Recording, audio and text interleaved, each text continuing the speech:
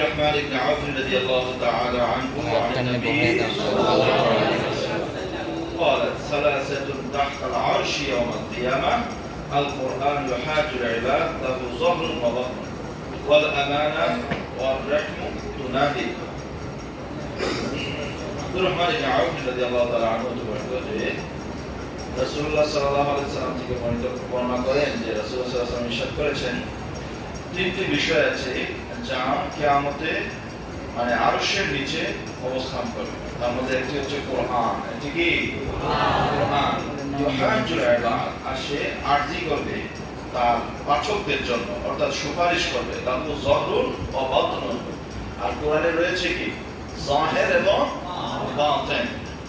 এই যাহির এবং বাতিনের ব্যাপারে বলা হয়েছে যে কেউ কেউ বলেছেন, মুহাদ্দিসিনে কেরাম বলেছেন যে এটা এই বাহ্যিক যে তিলাওয়াতে আমরা যা দেখি সেটা হচ্ছে কি যাহরুন, আর বাতিন হচ্ছে তার তাফসীর। বাতিন কি তার তাফসীর, ঠিক আছে?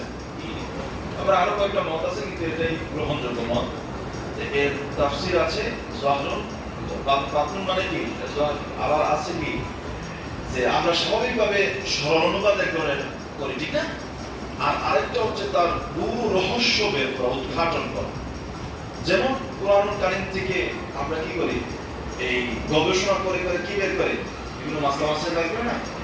তো এই যে এটা হচ্ছে বাতিনি, আর যাহিরি মানে কি, যেটা সরল অনুবাদ আছে স্বাভাবিকভাবে